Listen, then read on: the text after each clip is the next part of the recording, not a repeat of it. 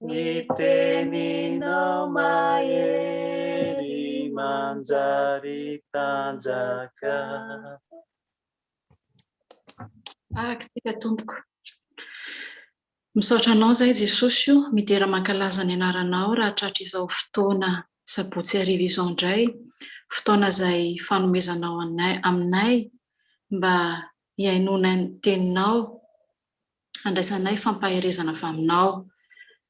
Jesosy io, misaotra fa tianay tokoa ianao. Mangataka aminao zay Jesosy io, mamondrafo aminay, mamelany ilokay. Mangataka aminao fanay masino, midina eto ianao mba ilaza izay sitraponao ho anay, ary aoka tsy hisy ho reheto Jesosy io, afa-tsy izay teny avy aminao. Ny rehetra dia didina amin'ny anaranao Jesosy ho any amin'ny faharimy rehetra afo. Avy Jesosy io, miteny aminay fa mihaino anao izay mpanomponao. Sotra Jesosy io, amen.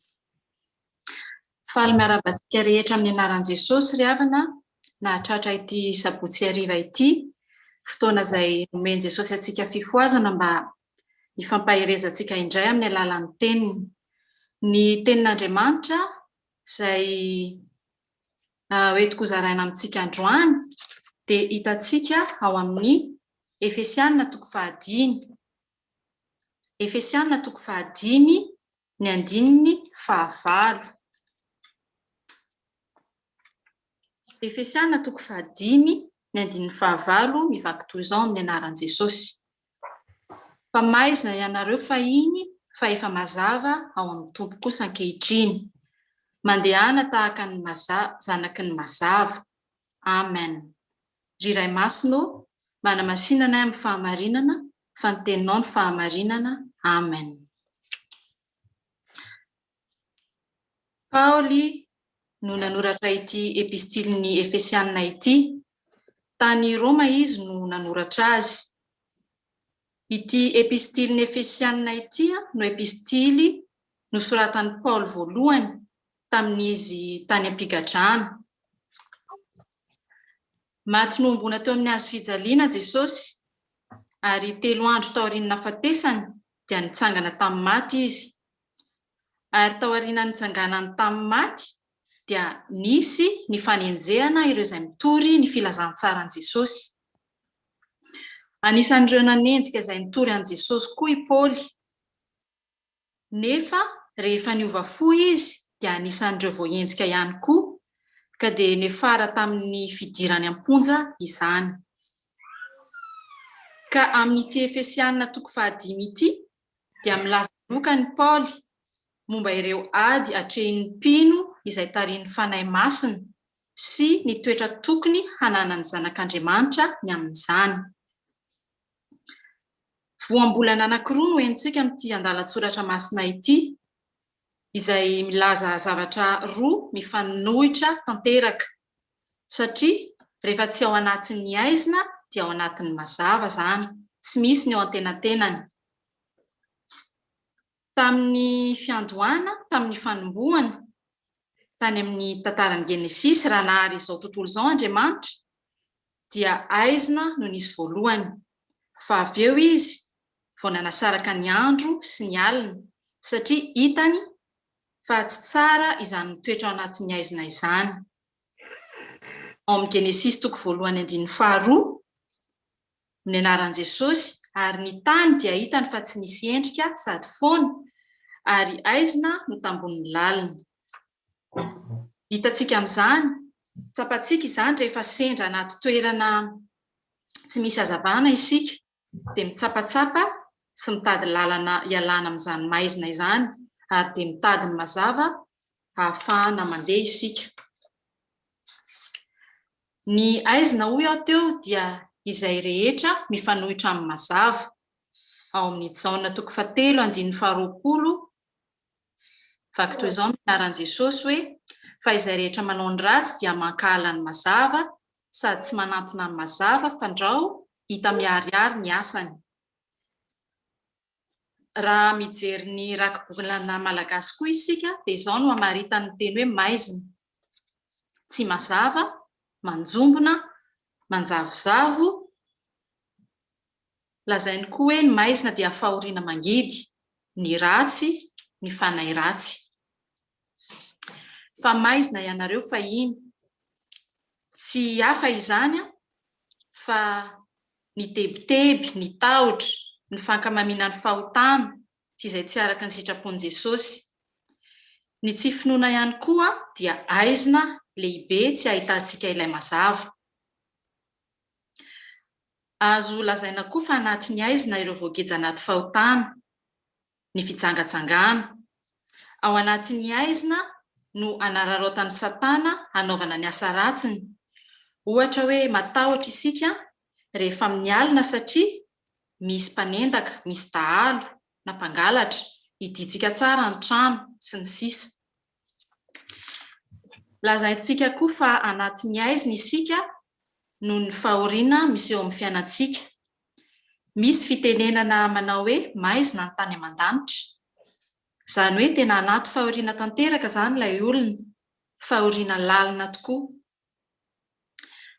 Mandalo aizina izao tontolo izao ankehitriny noho ity valanaretina ity, mampikaikaika izao tontolo izao ity valanaretina ity. Firenena maro no sahirana. Misy koa amintsika nandalo fahoriana. Mety antany isika hoe fa maninona no asehon'Andriamanitra antsika izao? Nahoana re no tonga amiko izao? Tenin'Andriamanitra mampianatra antsika hoe misaora amin'ny zavatra rehetra. Misaora amin'ny zavatra rehetra satria misy dikany matoa miantra aminao, amintsika izao. Nefa vetivety dia isinda ny alahelo raha mahatoky an'Andriamanitra isika. Dinio ny fiainan'i Joba. Ny sesy nandalo tao aminy ny aretina, ny loza isan-karazany, fa tsy nampiala azy tamin'Andriamanitra izany, satria mahatoky azy ny tompo ary mahatoky ny tompo izy, fa tsy ahasaraka azy na handao azy Jehovah. Tsarovy koa ry havana fa misy mahita foana isika na dia ao anatin'ny aizina aza. Andriamanitra mahita antsika tsirairay avy ka aza tamana mitoetra anatin'ny aizina izany. Aoka tsy ho tamana ao anatin'ny torimasom-pahotana isika. Efa nomeny ny hazavana isika dia Jesosy ilay fahazavan'izao tontolo izao.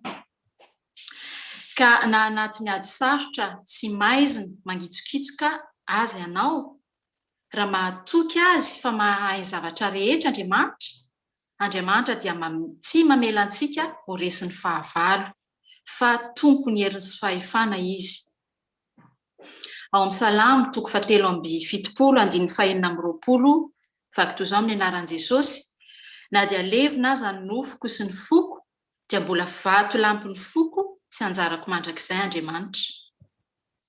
Manana finoana, manana fanantenana, miverena amin'ny Jesosy, mibeba fa izy ihany no lalana hiverenantsika ao aminy.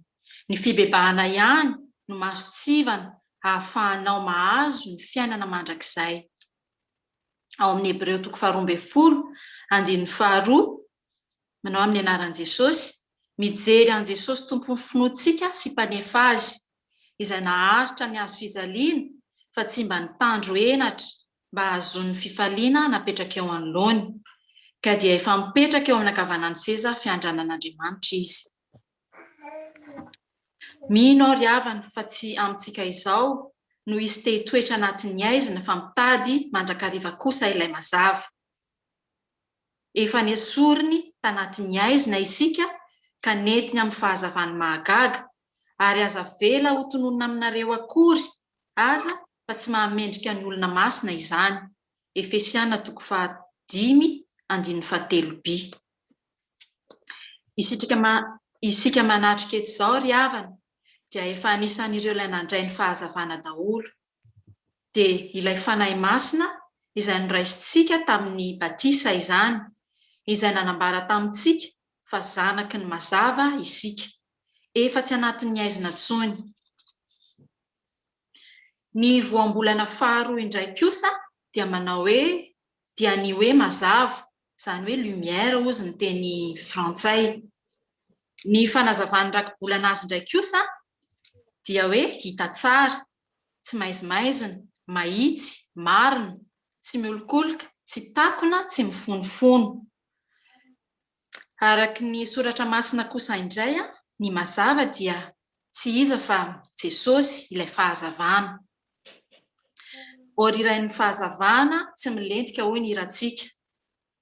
Ao amin'ny Jaona 9:9 ny 12 manao hoe amin'ny anaran'i Jesosy, ary Jesosy niteny tamin'ny olona indray hoe izao ny fahazavana izao tontolo izao, izay manaraka ahy tsy mba handeha amin'ny maizina fa anana ny fahazavana aina. Koa inona indray ary no mampisalasala antsika ny anarahantsika azy?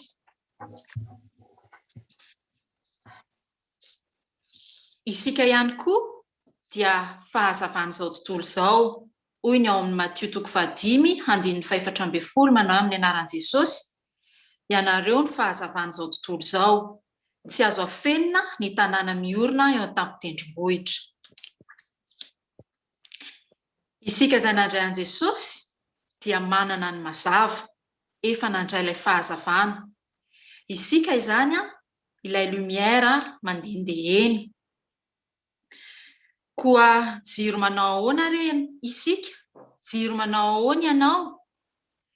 Jiro manazava ny manodidina anao ve ianao? Sa jiro manalokaloka tsy ahitana ilay mazava?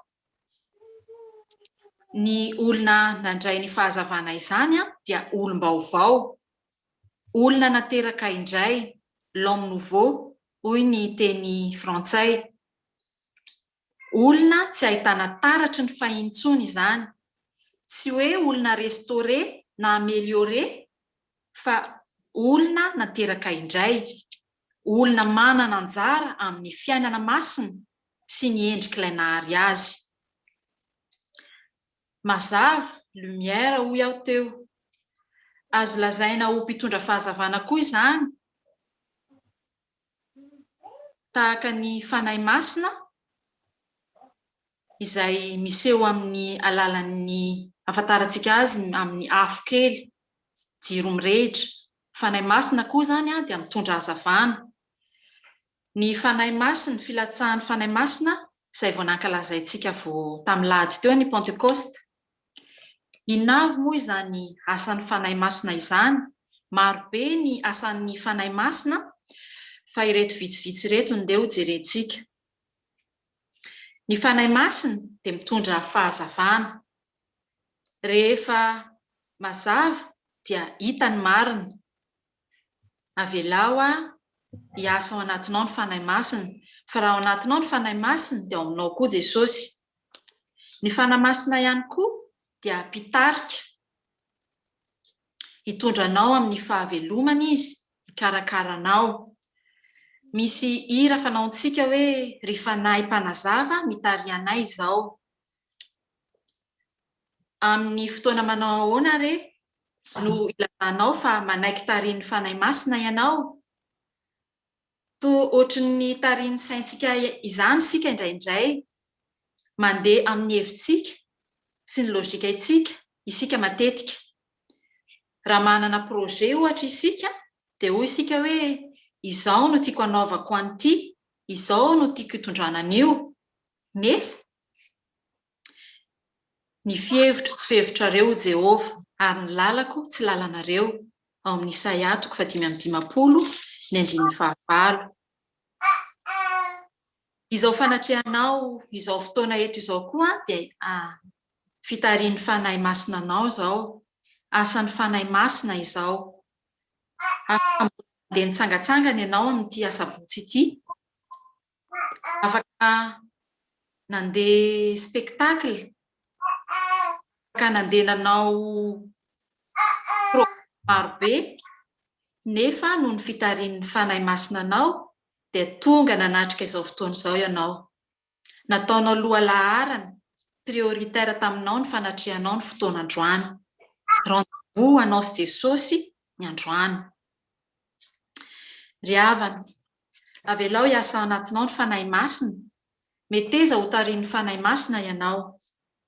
Mampirisika anao ny soratra masina eto mba andehananao tahaka ny mazava. Ianareo ny fahazavan'izao tontolo izao, tsy azo afenina izay tanàna miorina ao tendrombohitra ao amin'ny Matio 5:1-4. Manao ahoana kosa ary no tokony ho toetry ny zanaky ny mazava izany. Mazava izany dia marina, madio, tsy tia andoto, fa vao kely tonga dia hita. Noho izany mila fitandremana izany mitondra ny fahazavana izany, satria raha misy zavatra tsy mety ataontsika, tazana izany ka aoka ho mendrika isika izay mitondra ny fanaky Jehovah. Ao amin'ny Jaona 1:1-7 misy izao teny soratra masina izao amin'ny anaran'i Jesosy: fa raha mandeha eo amin'ny mazava isika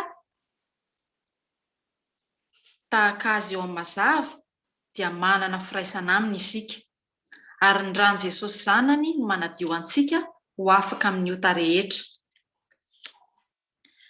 Mazava be izany tenin'Andriamanitra izany, manana firaisana aminy. Rehefa manana fifandraisana akaiky kokoa amin'ny olona anankiray isika, dia manao ahoana? Moa ve tsy mifampiresaka foana? Mifampitantara izay ny anana androany, na ny mahafinaritra, na ny mampalahelo voatantarantsika amin'ny olona akaiky antsika foana izany. Tsy lany resaka isika amin'ny olona akaiky antsika. Any amin'ny foana ny eritrerintsika, ohatra hoe ny fifandraisan'ny ray aman-dreny sy zanaka, ny fifandraisantsika amin'ny vadintsika.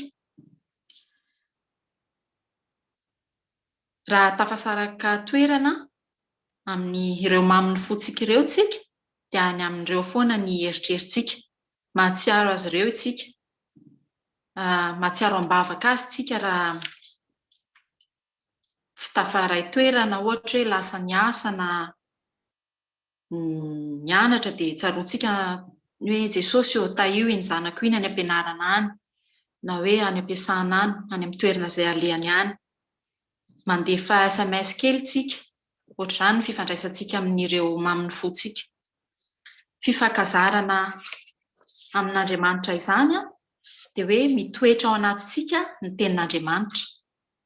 Mifankazara amin'ny tsitoa dia hiadana, izany no ahatongavany soa aminao. Izany no ao amin'ny Joba 2:2-2. Rehefa ao anatintsika ny tenin'Andriamanitra dia ao anatintsika Andriamanitra, dia manao asa tsara isika, mamoa tsara, mamoa fa tsy toy ny aviavy tsy mamoa ka ho kapaina, amoa ka anefa ny asa tsara an'Andriamanitra ka ho lavorary ny asan'Andriamanitra. Manao ahoana ary ny fifandraisanao amin'ilay olona tena tianao? Ilay olona tena tianao tsy iza izany fa Andriamanitra, Jesosy Kristy izany. Anio raha ihain'ny feony ianao dia aza manamafy ny fonao. Hebreo 4:4-7. Fa rehefa manana firaisana amin'Andriamanitra isika dia lasa manahaka azy koa. Rehefa akaiky antsika Andriamanitra, Jesosy Kristy, dia lasa manana ny toetrany koa isika. Ao amin'ny Kolosiana 3:10 misy izao teny soratra masina izao amin'ny anaran'i Jesosy: ary efa notafianareo ny toetra vaovao izay avaozina ho amin'ny fahalalana tsara araka ny endrika izay nahary azy.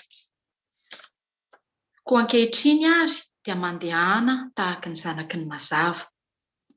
Fa Andriamanitra tsy ny antso antsika ho amin'ny fahalotony, fa ho amin'ny fahamarinana.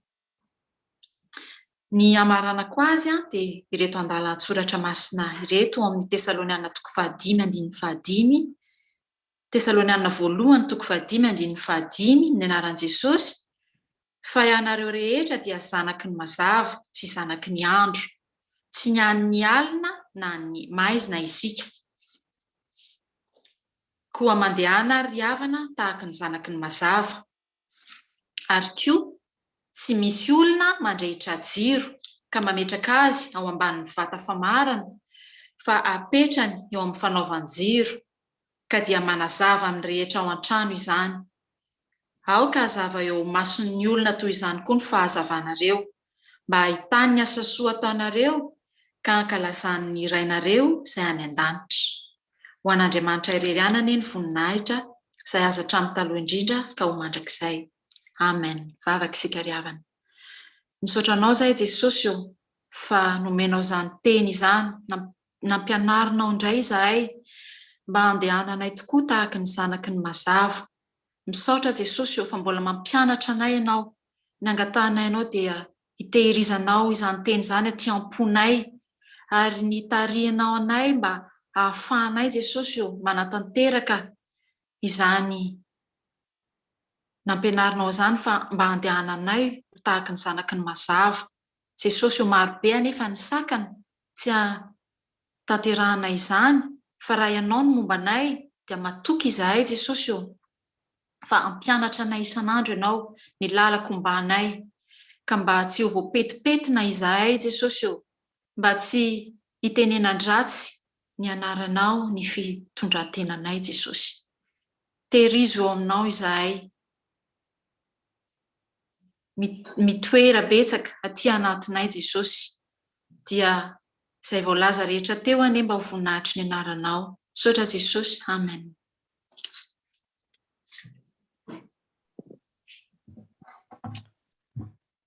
Misaotra betsaka ny madamo Tantelytsika ny mbola nafahany nitory tamintsika ny toriteny voalohany. Misaotra indrindra tompoko. Dia idirantsika amin'ny toriteny faharoa dia ataontsika ny 9 sy 4 amin'ny hira 5.